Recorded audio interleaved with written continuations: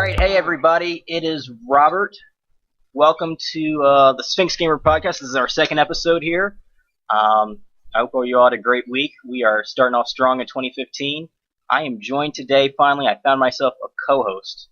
Who is this person sitting next to me? I don't know. Well, hello, my name is Leah. It's a pleasure to be here, Robert.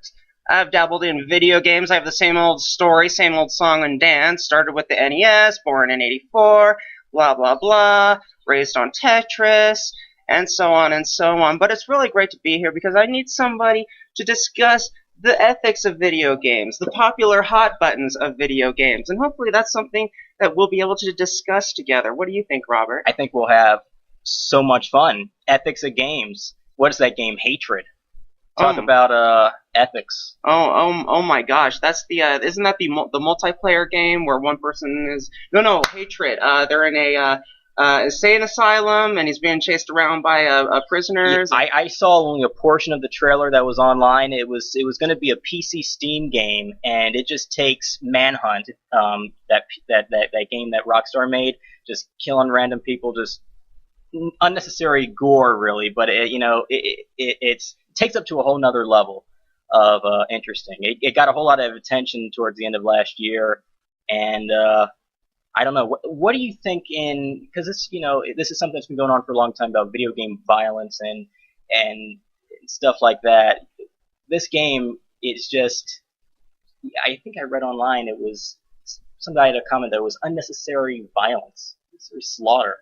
Unnecessary? No, absolutely not. I've seen some playthroughs of Hatred, and one thing I've noticed is actually pretty progressive in the horror genre. Yeah. Usually you see a lot of boobs and you see a lot of ass, but you don't get to see a whole lot of man meat. And in Hatred, you definitely get to see plenty of man meat. But hey, while we're on the subject of horror games, how about that Five Nights at Freddy's trailer image, huh? Woo! Five Nights at Freddy. I'm going to admit right now, I actually did not play the first or the second one. I only saw parts of it being played by a friend of mine. I did not. But you seem like to be a big fan, huh? Maybe a little bit. Freddy got me, unfortunately.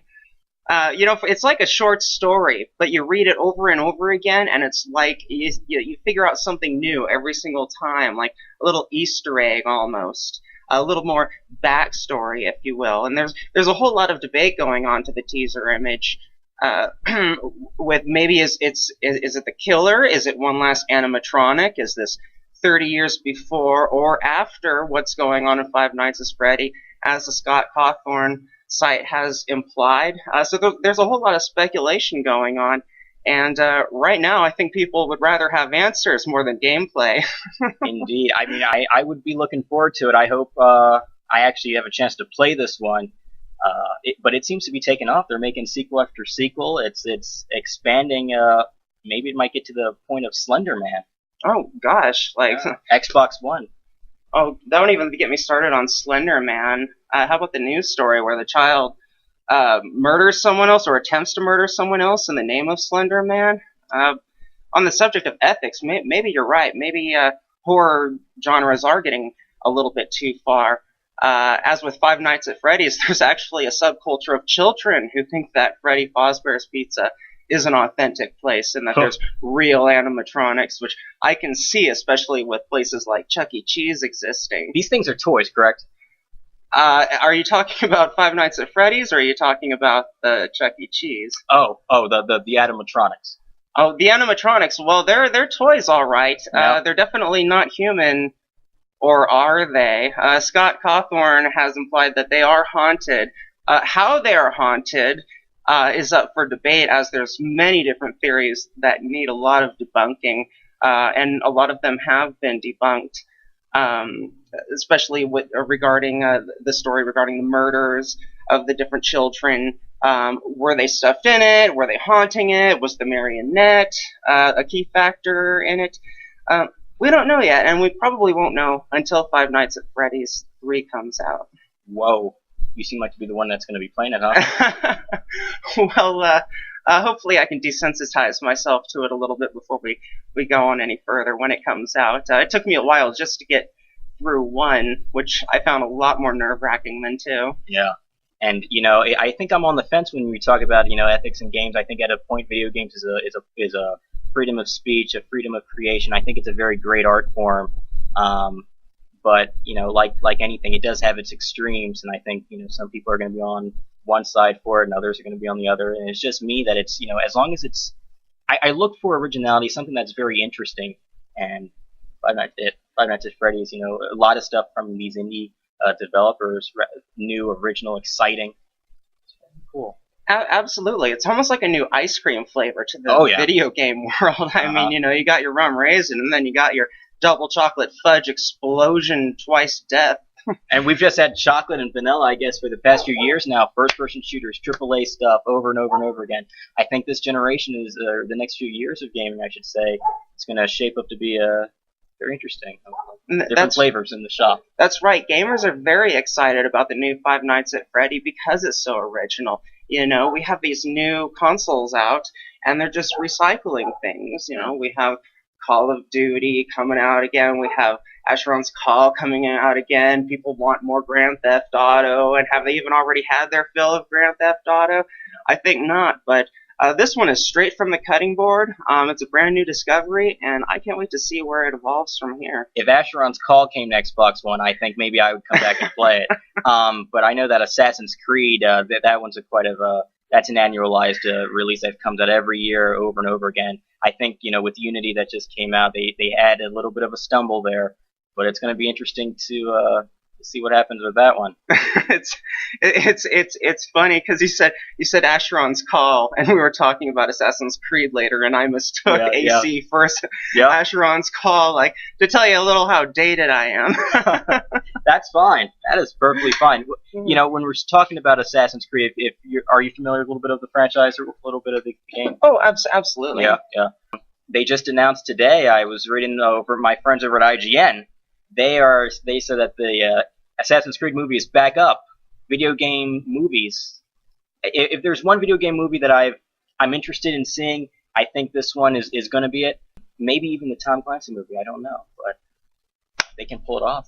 Let's just hope the president of France doesn't have an issue with Assassin's Creed. Yeah. We wouldn't want another interview. or any other time period that they might decide to go through and cause another interview. Like, I have never been so insulted in my life. What else has been going on with you lately? Oh gosh, what else has been going on in the game world? Well, actually, we were talking yesterday about I was trying to nab a forest green Nintendo 64. You buy and sell, vintage stuff.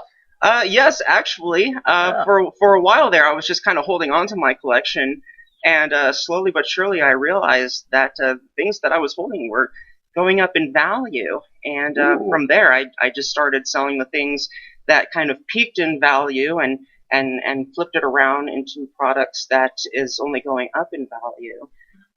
Case in point, right off the top of my head, would be the Mega Man Legends series, which Capcom has pretty much left to the dust. The Misadventures of Tron Bonne is slowly rising. Discs alone are going for average $120, and that's if you're lucky to find one. And we're talking just a disc. I mean, a complete set of the Misadventures of Tron Bonne. That's jewel case, manual, backing, demo disc for Mega Man Legends 2, and the Misadventures of Tron Bonne game goes for roughly $250. Wow. Yeah. Wow. So, are these prices that are here at the local stores here in the Phoenix area, or can you make some money off of eBay? You know what? Actually, there's a place called Fallout Games in Tempe. It's on McClintock and Southern on the southeast corner.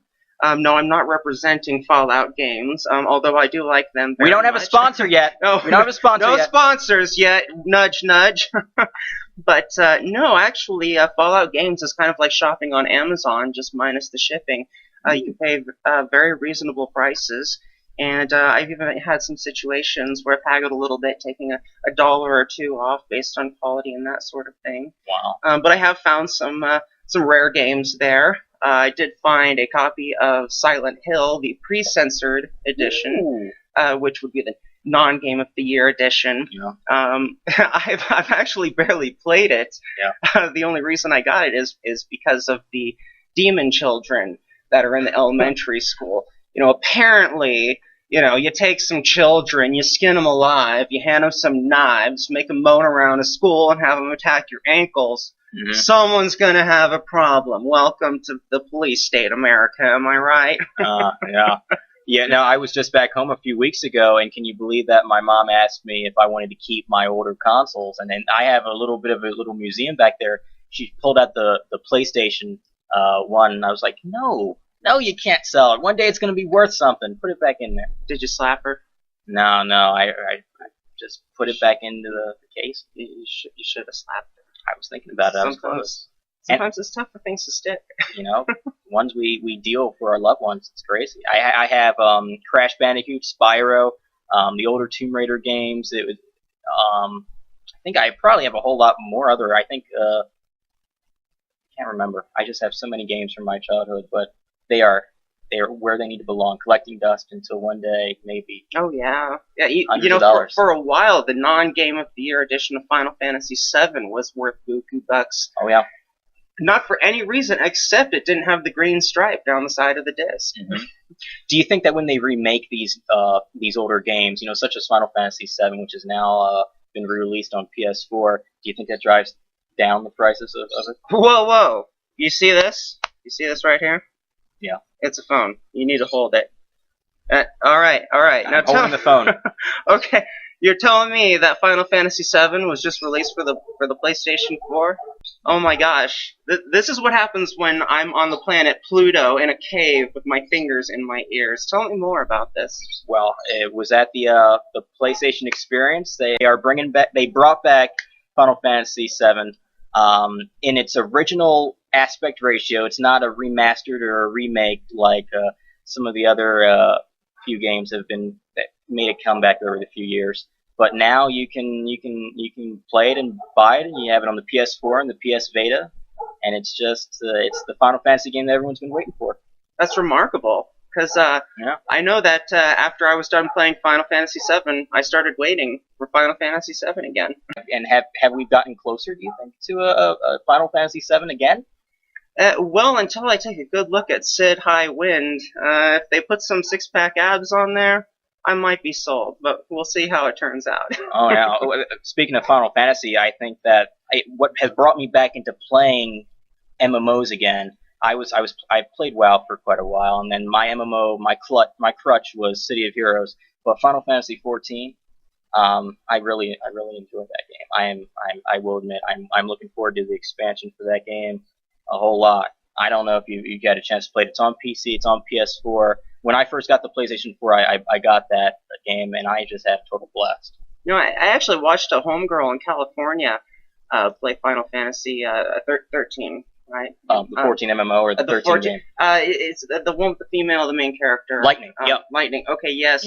And my God, she grinded her character like the first half of the game. I don't even think she's actually finished the game. She just sat there and grinded her character. You can lose a life.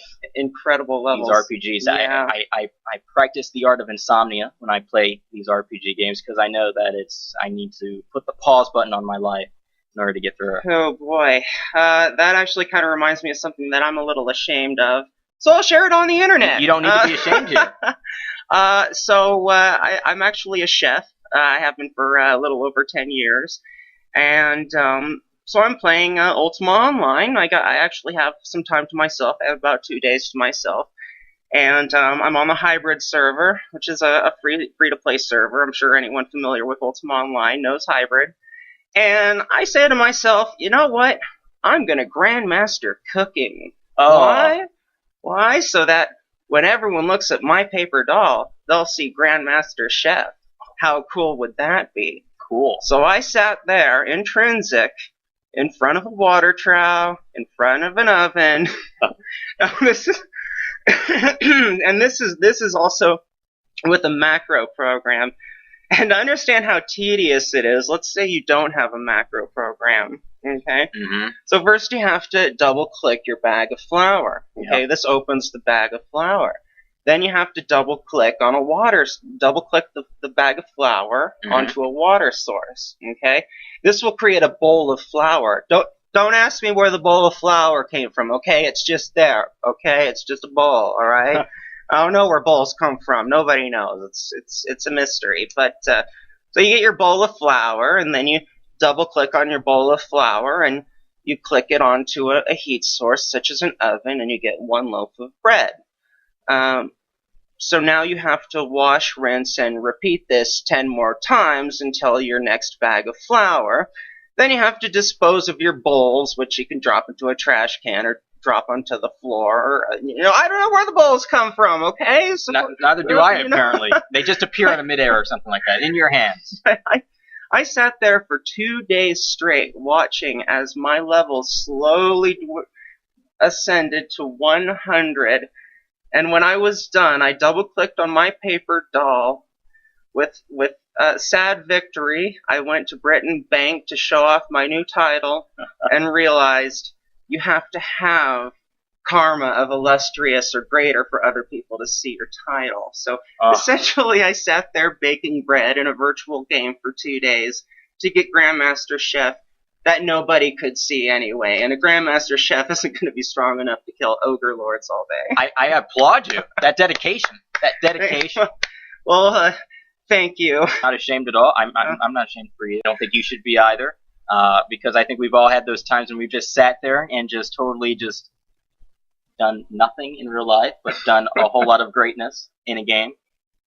So tell me a little about some more of the online games that you have played. You ever play EverQuest or EverQuest? I think I only dabbled a little bit in that game. I did have a more extensive little playthrough in EverQuest 2. That was a really tumultuous time for me in online gaming because I think it was right between that time before I got into WoW and while I was getting a little tired of City of Heroes, and I hate that I say that because I cry every night that game is not online anymore. But I was playing Sony online games. I think I was going through the Matrix Online, EverQuest 2, Star Wars Galaxies, which was crappy, and what was the other one? Dungeons and Dragons. Playing that, and I had a good time. All these games, to me they remind me of World of Warcraft today. If I would play them, excluding the Matrix Online, that's not even around anymore. These medieval MMO games, they would make me go back to play WoW. And that was a case for a very long time until I played Rift, and I really enjoyed Rift. I like the dynamic aspect of Rift. Different rifts popping up. I really enjoyed the Storm Legion expansion pack and whatnot. Unfortunately, Tryon, in my opinion, they didn't do justice for Defiance, the MMO game, after the TV show, which is on Sci-Fi. But Rift, I think, when I think about my MMO games, my favorite games, I think of Rift as being up there as one of my favorites. Really, I don't think I've gone back and played it in quite a while. Isn't Rift loosely based on the game Myth by Bethesda? I'm not too sure, but it was. I like the PvP aspect of it. I can definitely say it's good. It had a good PvP aspect because a lot of games don't really have a very good PvP aspect. and you know what? It's my opinion because I go on the forums and people are like, "No, Rift has a crappy PvP," and I'm like, "Shut up! I like it." And they like the world PvP and then the arena style battles that World of Warcraft has, and I'll give it to them that it's just that Blizzard has over a decade of development into a game. That's why World of Warcraft is so good. That really I don't think you'll get that kind of depth and stability there in any other MMO right now. None will compare to what WoW. Very quickly, and I'm not saying EverQuest 2 is better than WoW, but I took a much larger liking to EverQuest 2 simply because it was so much easier to find a group if you were, say, level 70 and you couldn't find any other level 70s to play with. You could mentor, say, a level 20, go down to level 20, and still get experience for it, which made for a real nice experience. You always had something to do when you logged on. And that was a common theme for these MMOs, I think, over time. I remember playing City of Heroes. They implemented an update that you could mentor or you could, was it sidekick somebody, you could go down to their level and you could level up together even if you were originally a higher level. And I think it was broadening that social aspect and lengthening the life of your character and things that you could do. MMOs have came greatly over the past few years. I think we're now seeing we're on the cliff of major MMOs popping up on consoles. There's no word for the Elder Scrolls Online, but we've got PlanetSide 2 that's coming out on PS4 soon, which I had a chance to play it at PSX last month, and that's that's an amazing game. The progression of MMOs, especially when you were talking about City of Heroes, I'm reminded of Anarchy Online. That's another game I played. It came out just I think it came out just a little bit before City of Heroes came around, but I believe that they were both active at around the same time. It's actually had a complete overhaul. Yeah. It has a newbie area. Yeah. It has a much easier leveling system, a much easier group finding system. That game had a learning curve to it. It was crazy. If you could even get your computer to run the dang thing. Yeah. Good thing I played it in, I think I got into it in 2006 or 2007 when I had an okay computer. I think it was just right after the UI update or something like that. I know they went through a major change for that. But, now, you were talking about Star Wars Knights of the Old Republic. Star Wars Galaxies. Star Wars Galaxies, that too, yeah. Excuse me. My understanding is, now I never actually played it, but my understanding was there was a lot of hate for it because you wanted to get on and you wanted to play as a Jedi, but wasn't there a lot of hoops that you had to jump through in order to become a Jedi at all? I got into the game super late, but that's something that I remember talking to I think it was my math teacher way back in the day in high school. Because it was the same thing. His argument was that everyone was a Jedi. You could be any class, but you could just become a Jedi, and everyone could be a Jedi, and there was no diversity in the player classes. With that, he was talking that there was a way that you could progress as a character, and there was a way that the game was originally designed. That they made an extensive overhaul of that much later in the life of the game, which inevitably caused its downfall. In the way that the game was played and the design and whatnot. But I got into it, I think, at the very tail end before they killed it. Oh, God. If I remember correctly, that was also done by Sony Online Entertainment. Yeah. Oh, boy, what a shame. What an absolute shame. EverQuest, the new EverQuest was right on the way. They have one version of the new game that's coming to PS4, but I know that EverQuest 3, I think, might be in development or is. Really? But they have a new EverQuest game that's going to come for PC and PS4, and I've seen a little bit of the video of it. You can build and create your own little thing in the world, and you can the graphics, of course, has taken a much upgrade to the next gen. But I haven't been following it too much, so yeah. Are we talking like how EverQuest was sort of a first-person, third-person casting spells, or more of a hack and slash like Baldur's Gate was? I think there was actually an EverQuest version like that. Yeah. Are they going to add that to the EverQuest universe as well in the future, or is this a MMO exclusive? I haven't been following the information too much. I'm honestly not the biggest EverQuest fan, but I think that's going to be something that we'll lift up our phones and lifting up the phones. We might want to take a look at that maybe later. But do you have any recent consoles? Or are you playing back in 1990s? Do I have any? No, I'm not that dusty. As a matter of fact, I have a Nintendo 3DS XL, and thank you. Pokemon, I hope. Tip your waitress. Actually, yes, I do have Pokemon. Well, X and Y. Okay. I got X for myself and Y for my father. We haven't traded any Pokemon, but I'm sure he would like to. Now you'll have to educate me on Pokemon today, because last time I played Pokemon was I think it was Sapphire on the Game Boy Advance. Oh, but you're really missing out. It's a visually stunning treat. It really takes advantage of the 3DS XL's capabilities. The Pokemon in 3D form, it's absolutely wonderful to see. They've fixed a few things that were kind of griping in the first Pokemon, kind of smoothed some things out. Yeah.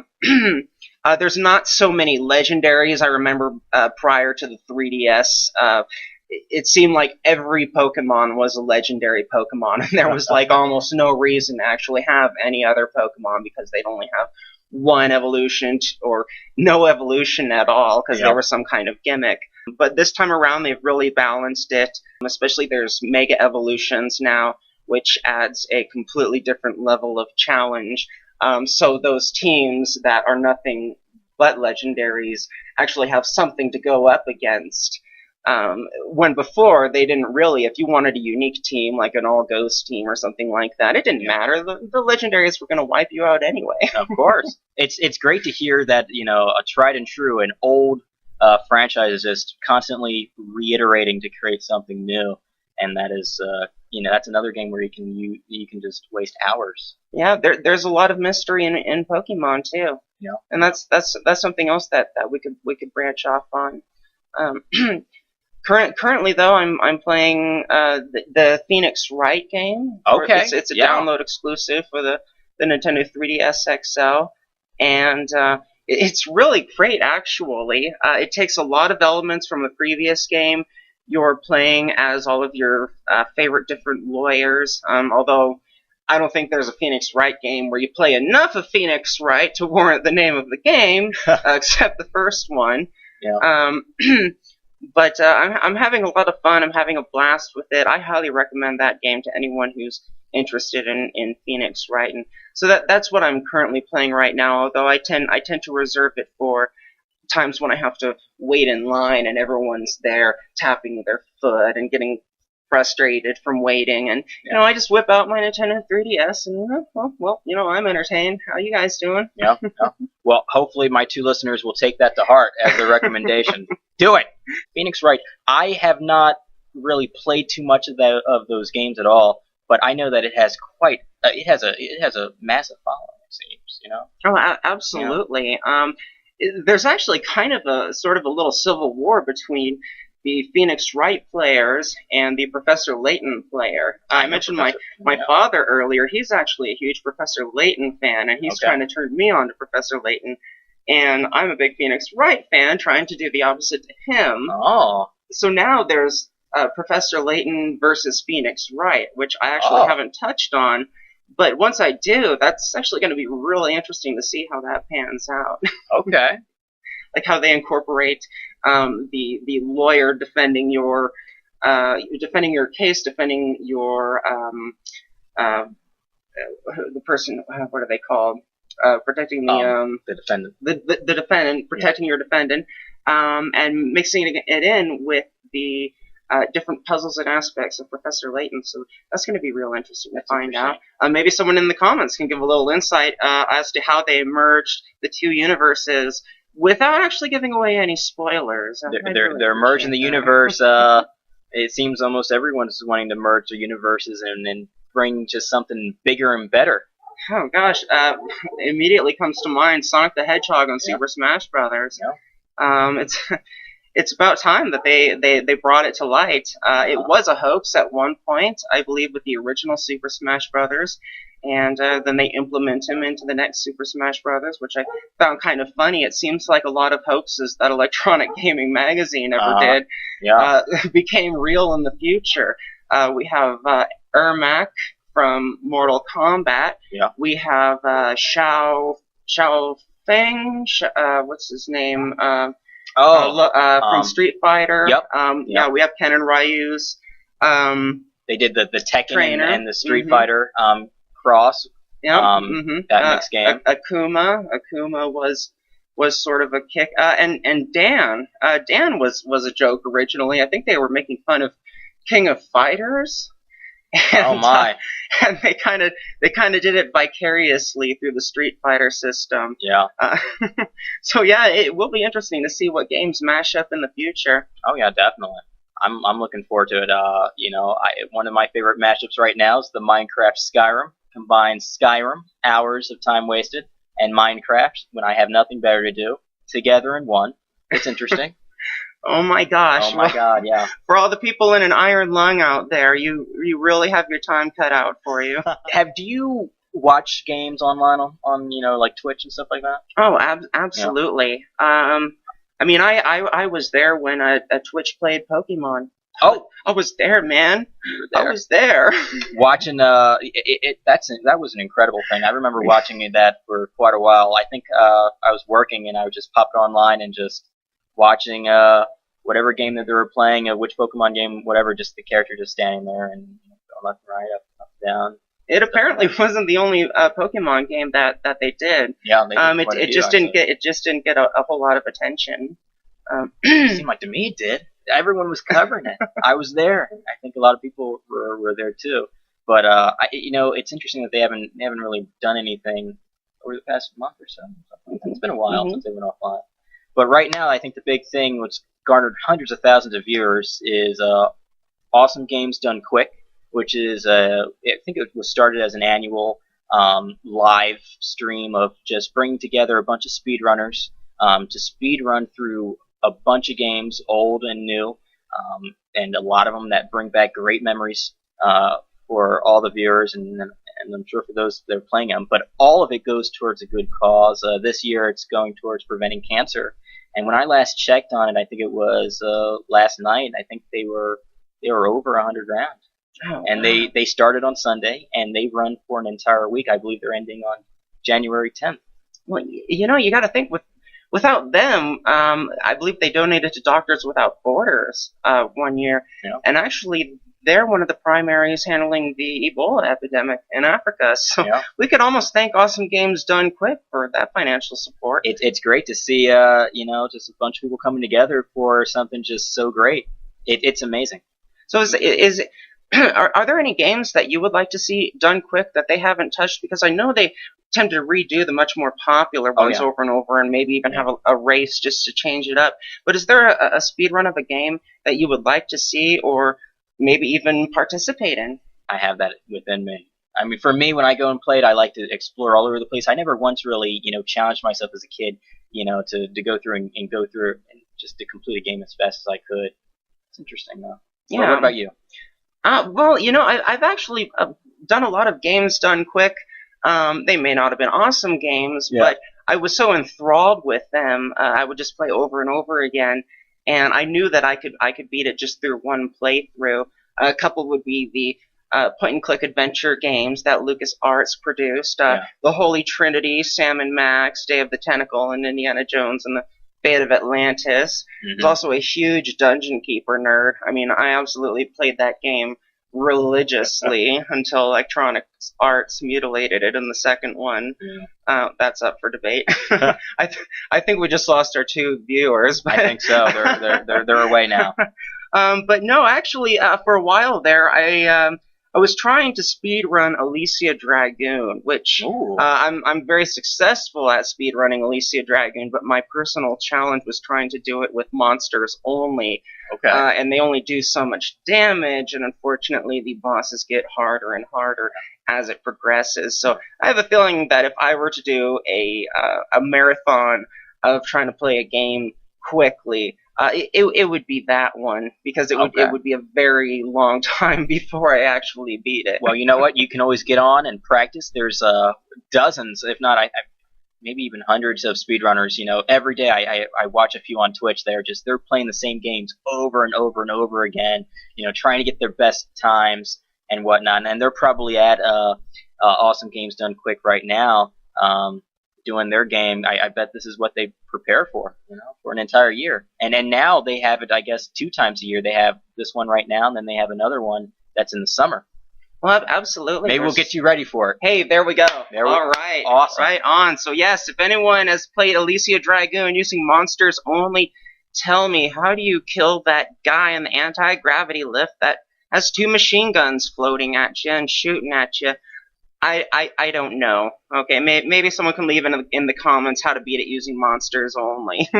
but anyway, enough about me. Let's talk about you. She needs to know, folks. Tell me, what do you think about me? No. Well, what do I think about you? You just wander here, and then now you're the co-host, and now it's awesome. Well, you see, a funny story. I was walking down the street in Scottsdale and trying to crack open a 40, and I didn't have any orange juice, and luckily Robert had some orange juice left over. It was sitting in his car for 2 days, Yep. but we got to talking to video games, and the rest was just history. Why not? Why not come on the podcast, Sphinx Gamer Podcast? That's right. It's Sphinx better than Gamer. listening to me talk to myself. It's great. If it ain't Sphinx, it stinks. Oh, I like that. All right. All right. Well, I think we might be winding down, I guess, for episode number 2. But we certainly had fun, right? Oh, I had a blast, an absolute blast. I hope that we can do this again sometime. Yeah. We're on every Thursday. So check us out. It's going to be on sphinxgamer.com. Subscribe to the feed and whatnot. And also, if you have any questions or comments, relay that to @Sphinx_gamer on Twitter. We're also on Facebook and Google Plus as well. And thank you so much for listening, folks, and we'll see you next week. Yeah, thank you.